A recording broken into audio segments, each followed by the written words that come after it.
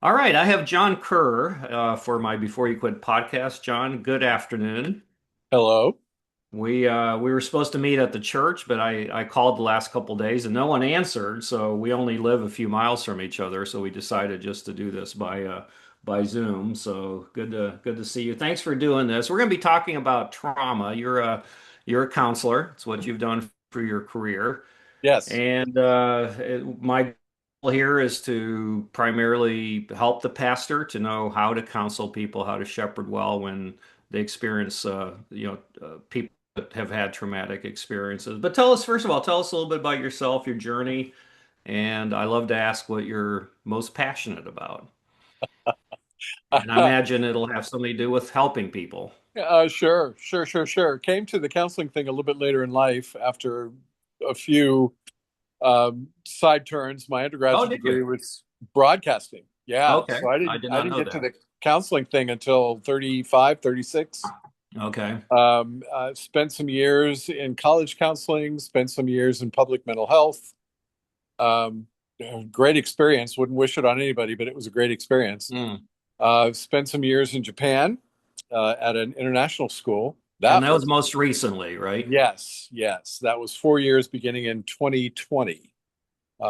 Came back, thought I was retired, and am now working with substance use Hmm. clients. So Yeah. that's kind of the journey in a nutshell.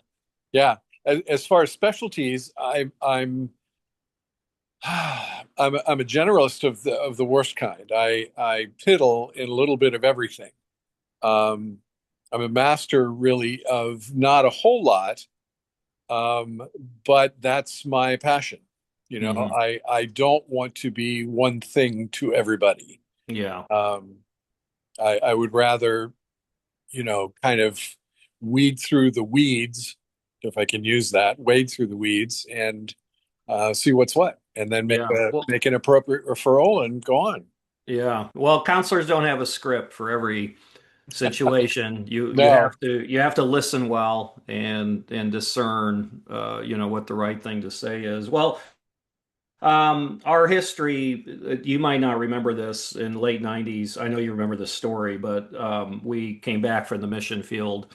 My wife had brain surgery that led to a lot of disabilities, and then shortly afterwards, my son died of brain cancer only a couple months after Elaine's situation. He was diagnosed and lived for 10 months. And Elaine reminded me that she met with you once Mhm. and you helped her a lot. That was a time where she wasn't able to talk very well and was just disoriented coming to terms with everything. I met with you a couple times, which was really helpful. And we had a connection back from college as well. You were a few years older than us, but we knew you and knew Yeah, who you were. But I met with you a couple years ago, going through some family struggles. I shared about my upbringing as going to boarding school at the age of 6, and then losing a son, having another son recently who's walked away from the Lord. And you said, Mitch, you've been experiencing trauma. And I had not thought of that before, and you gave me a tool that we never sat down and worked on that tool together, but I worked on it personally, and good, good. it was really helpful. Um, let's define trauma. What do we mean by that? And maybe with that, how do you know someone? Like when you met with me, what were the indicators that, hey, this is trauma? There are as many indicators kind of as there are people, but what we're looking for is number one, distress about a situation or situations in a person's life. Um, Normally, it is serious enough that there is a fear of loss of life of some sort. Hmm. Um, so, if you're using you for an example, that was my first clue. Hmm. Lots of people close to you um, with that risk. So that's usually the instigator of trauma. The tricky part, though, is trauma is one of those things that's an internal process rather than an external um, criteria. Hmm. So it's how a person reacts in a particular situation that is what makes it trauma to that person. So I can't necessarily say, oh, you have some kind of post-traumatic something.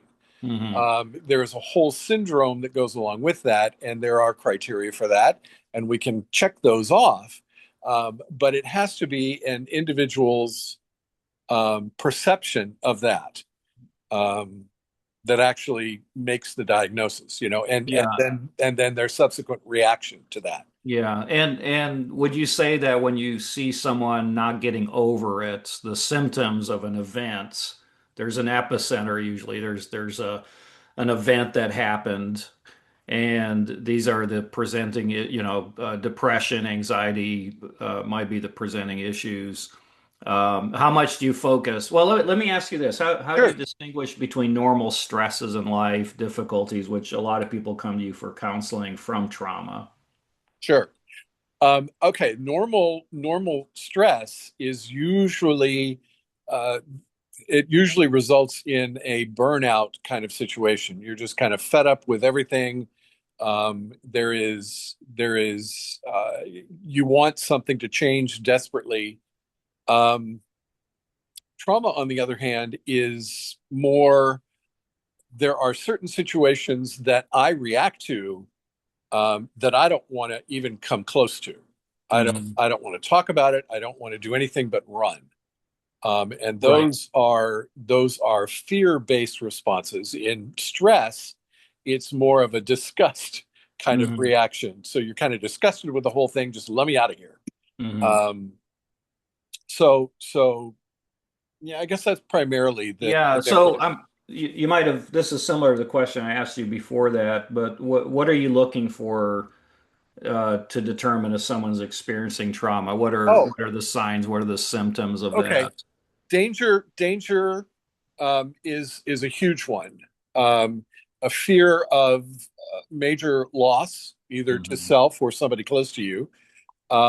There might be, um, gosh, as many situations as you can imagine, but usually it just has to do with danger to yourself or danger to somebody close to you. A fear of them dying. Hmm. Mm. That is the most traumatic trauma response usually. Yeah. Yeah. In all your experiences with this, what's it look like? What are the most common kinds of traumas that you've observed in your work and your counseling? Okay, for it's usually different with men and women. Women may have been approached in some way, shape, or form inappropriately, where they had legitimate reason to fear for their Hmm. safety or for their lives. It could be abusive kind of situations where they felt like they had no control. I missed that one earlier. They have Hmm. no control. There is no control in that situation. Um, for men, it's more um, fear of getting beat up, getting threatened, and knowing that the other person has the ability to do major harm. Yeah. Pulls a gun or pulls a knife, or in that moment you are very fearful for your own safety, and that's the Hmm. commonality. But the situations are a bit different. Yeah. Hmm. When you assess that there's trauma there, is there always an event that you can eventually identify that caused it, or is it not that simple? It's simple. Getting to that is the tricky part. Hmm. Um, Most times when there is a post-traumatic stress reaction, and I'm not calling it a disorder because that's a longer term kind of thing, but if Hmm. there is something that is stressful that has happened, the person will do everything they can do to avoid that.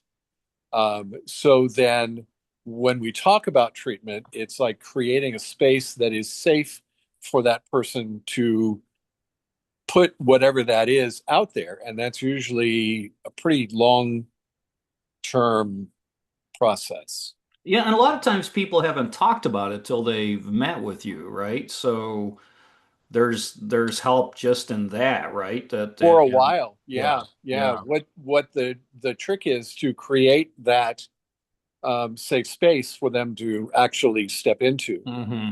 But even then, sometimes they will tell the story and it will re-traumatize.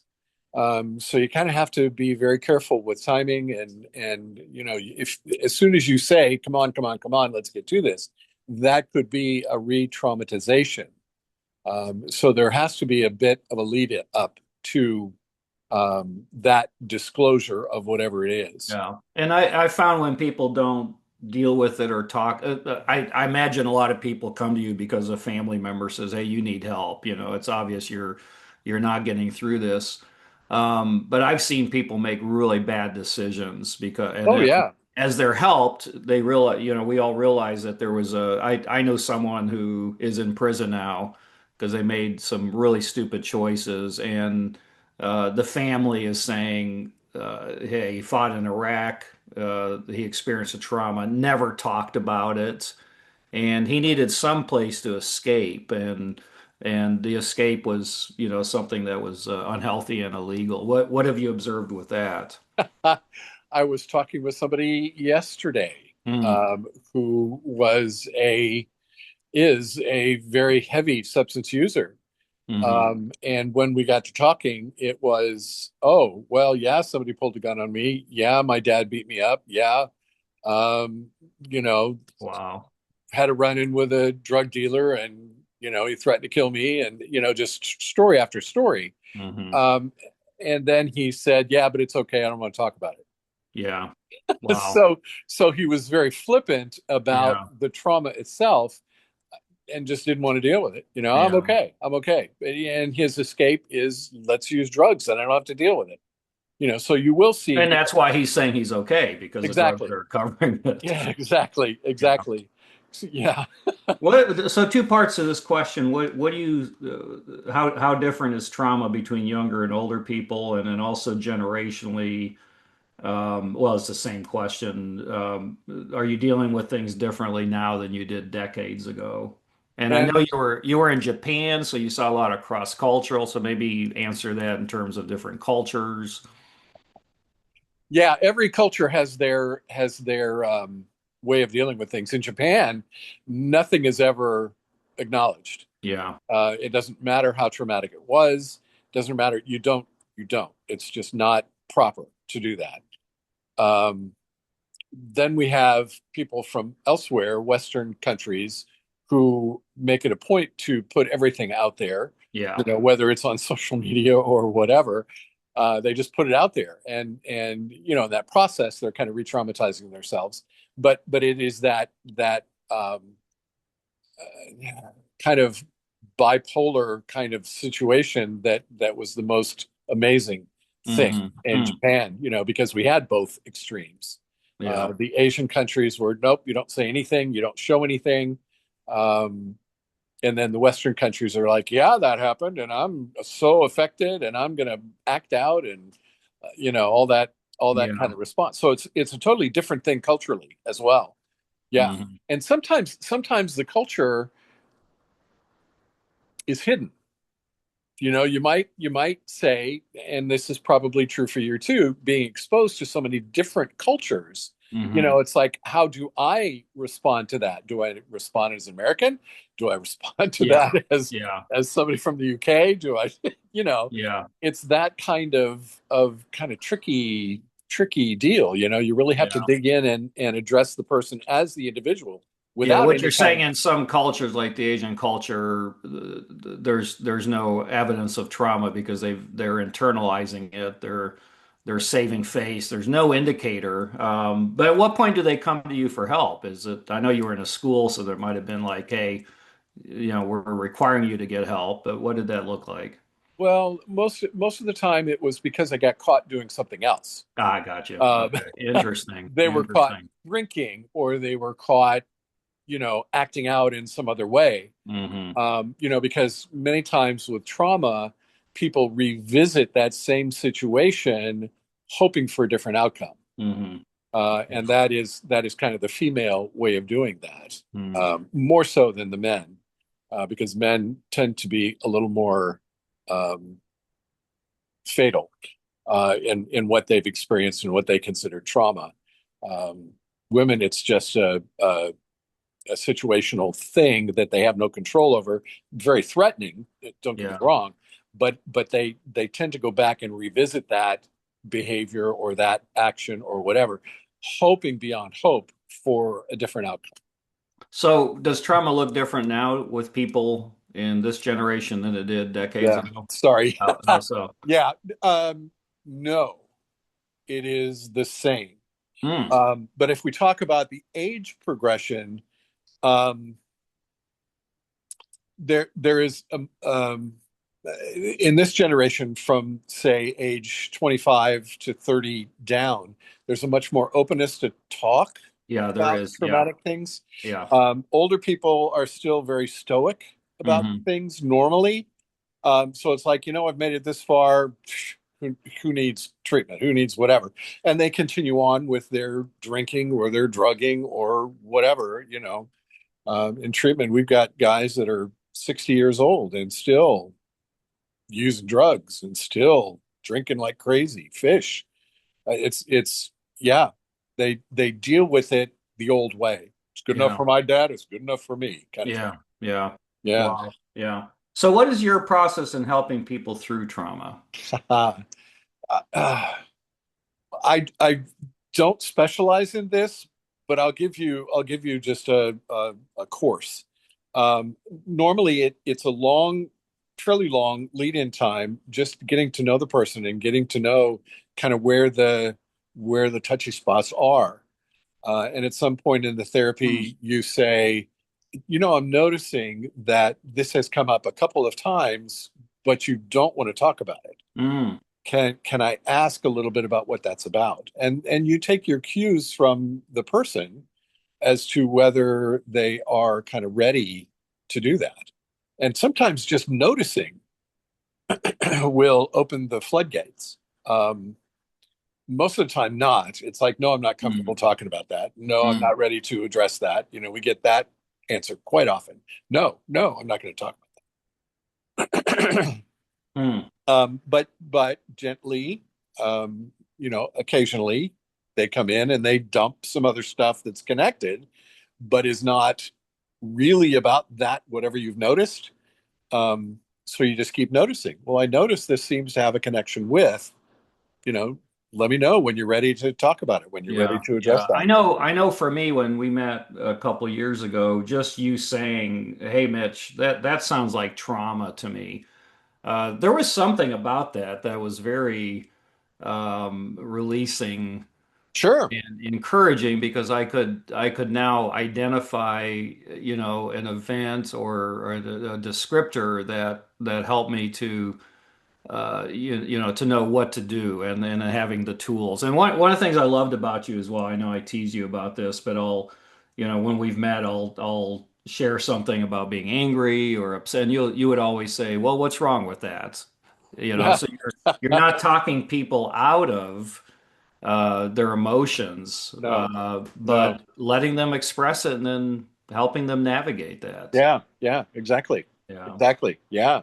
Um, I know you love the Lord Jesus. I know that there's got to be gospel in how we help people. So, where do you go to the Bible? And I know there's also value in identifying biblical characters that experience trauma themselves. And so, what's that journey or that approach been for Oh you? gosh, when I saw that prompt, I thought, gee, it starts in Genesis. Genesis, yeah, and it ends in Revelation.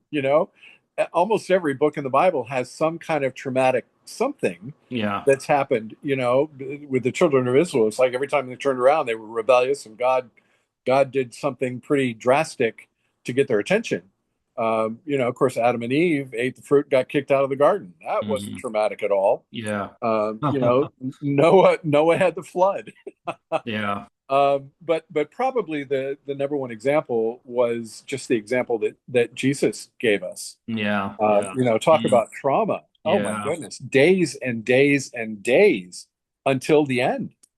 You know, I think for me that's a very reassuring.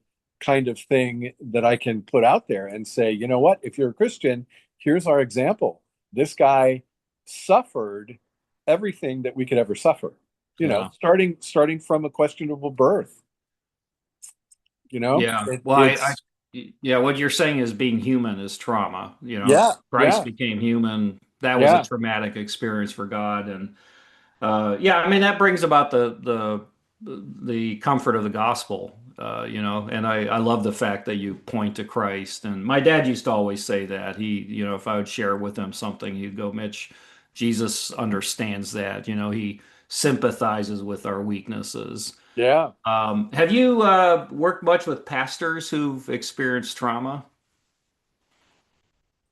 Not really. You other than probably me? have a lot more than I have. I'm just Yeah. again a kind of a run of the mill. My setting was always students, some adults who were relatively um, what normal acting. Yeah. Some of the students we saw were pretty traumatized sometimes, but they're pretty resilient. Yeah, your world has been more in the Yeah. educational Now, arena. when I was in public mental health, we saw a lot Hmm. substance use and mental illness connected with trauma. The more serious mental health issues.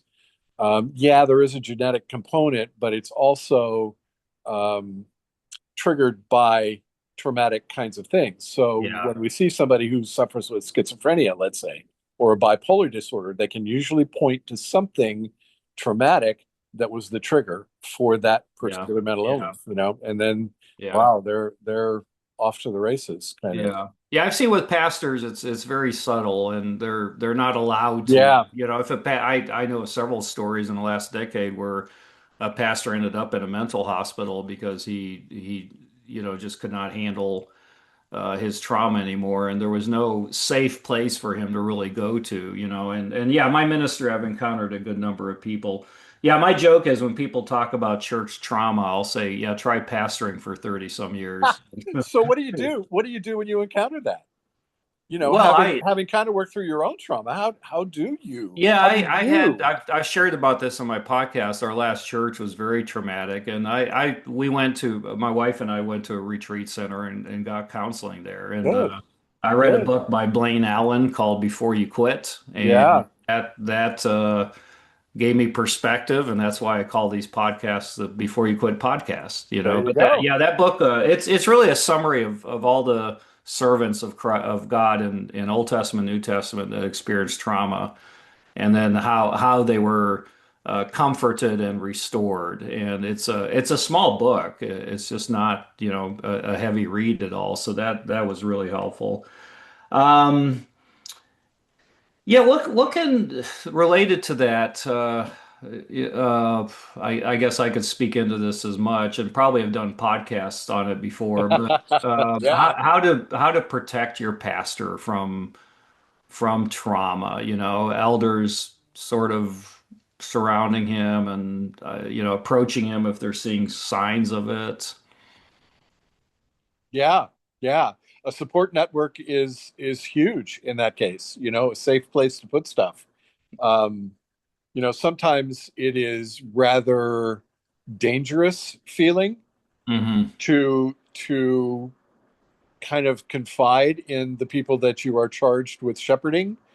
So that can be a pitfall. But if there is a ministerial association, sometimes people find comfort and relief there, just sharing experiences. Yeah, yeah, for sure, for sure. Yeah, Yeah, yeah. What would you offer to the pastor in terms of advice on if he senses someone is experiencing trauma? And I know the easy thing is to refer, which I think is important. yes, But that initial stage that comes with shepherding, what sure, should the pastor sure. be looking for? How can he grow in this area, I guess is what I'm asking. There, a lot of it depends on the source of the trauma. Sometimes for a male pastor, it's kind of a dangerous thing to be that person to a female kind of trauma victim, Hmm. depending on the trauma, depending on what's happened. But that can be a little bit dangerous. But anyway, the listening part is the important part. Just hearing what they have to say and noticing what you notice. If they want to continue, they certainly can, but it just lets them know, hey, I'm listening to what you're saying, and this is what I'm noticing, and creating that safe space. Yeah. Yeah, not over spiritualizing it either. Yes. I mean, Yes. you do want to provide the gospel, but not. I think sometimes I've seen pastors deflect their responsibility by giving a scripture and saying, "Okay, I'm backing off," you know. Which in some cases kind of might be the necessary thing. But Yeah, yeah, yeah, to back off just because you can yeah. is kind of an easy way out. You're Yeah, right. Jay Adams talks about the importance of total involvement. You know, Yeah, yeah, when you start to engage, don't continue. You know, get totally involved, and right. it might mean I've done this a lot of times before, particularly with women, is finding someone else in the church that they can meet with. Definitely referring to a professional counselor, getting a guy to meet with another guy who maybe has gone through a similar thing. You know, let's say it's alcoholism, and I know someone who's recovered from alcohol. Say, hey, I'll call the guy and say, hey, will you be willing to meet with them? I found that to be helpful. Yeah. How have you seen trauma to be good for people? How have I seen trauma? What? To be good? How is it good To for be us? good. Yeah. Actually, it can be a very strengthening kind of process. I used the word resilience a bit earlier, but in my experience, when somebody really works through their trauma, they become much more resilient, which means that Hmm. they kind of inoculate themselves to further trauma. It's just not going to have the same effect Yeah. um, as the initial trauma. So the good that comes out of that is they develop a bit of a they don't lose compassion, but they develop a bit of an armor Hmm. against being triggered by traumatic kinds of things, hearing Yeah. traumatic kinds of things, even. Yeah. Because if they're close enough to their own trauma, it could re-trigger. Yeah. Yeah. And a lot of that has to do with I'm going to use the word mindfulness, which is just paying attention to yourself, Hmm. um, which is huge. And that's a whole suite of things that is connected with dialectical behavioral therapy, Hmm. which is a specialty and one of those ones that I didn't engage in.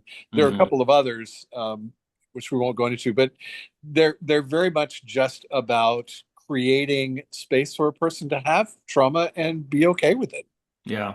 So it kind of takes the Yeah, power because out you of can't that. change what happened to you. You know, you No, can't erase that, and exactly. unfortunately, people try to by getting into addictive behaviors. But yeah, there's value in just in being able to say, yeah, that happened, and it was Yeah, hard. You know, which is one of the things you said to me. It's like, yeah, that was really hard, Mitch. I'm sorry that that happened to you. That's there's comfort in that. You know. yeah, Um, yeah, well, any let's wrap it up here. Any final thoughts? And then I love to yeah, ask the yeah, yeah, question. yeah, yeah, Yeah. yeah, yeah, yeah. I need to ask how you have dealt with traumatic kinds of things that you've been since you had all of that trauma. How have you dealt with people that you've been in the same room with that have had trauma? Yeah. Yeah. Well, it's amazing. I mean, I'm as a pastor, I'm kind of wired to be empathetic and compassionate. Sometimes I want to retreat from that. I get tired of that, as you find with counseling. But yeah, there's particularly with what we've been going through with my son, a decade ago, I would not have understood that. I would have blamed parents. I would have said, you did something wrong, and I could ask those questions of myself too.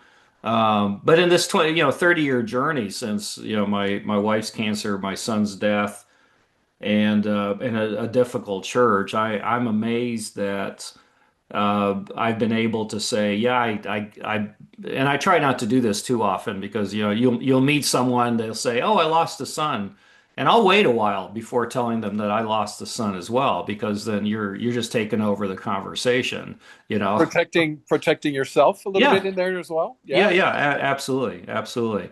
Yeah, you need to so knowing in your own heart that you've gone through that is sufficient to be compassionate, and you don't have to. I've learned to do this. It took a while not to have to tell them my whole story. In fact, when I meet with someone, I've got two engagements right now with two couples, one pastor, one missionary.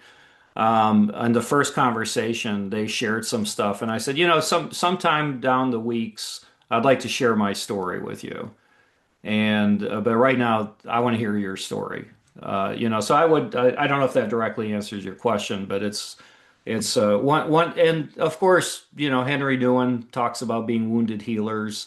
One of the ways out of trauma is to seek to help other people out. That's powerful. And so even pastors who are encountering people that are loathing and in self-pity over their trauma, really encourage them to do something, help with the kids, or, help with the youth, or volunteer, in a homeless shelter or whatever. And you'll find that you're not going to be thinking about yourself as much. as much as you see Yeah. others in similar conditions. Absolutely. Yeah, Absolutely. Yeah. yeah. Yeah, for sure. For sure. Yeah. Well, any final thoughts, John, before we wrap up? Uh, no, it's very important to be present. It's very important just to do the best job you know of listening, and then the process will kind of happen. That Yeah, tool you gave me, I'll put that on the website. good, great. Yeah, What the value there is, it lets you really just lay out events in your life and emotions that you can attribute to those events. I think that was kind of the gist of that. yeah, yeah. Very, very helpful. And so if someone's experiencing trauma, or pastors want to know how better to help people, this tool I think is a great thing to use. So, all right, thank you very much, John. You're Great welcome. You're conversation. welcome. My Lord bless pleasure. you. Bye now. You too.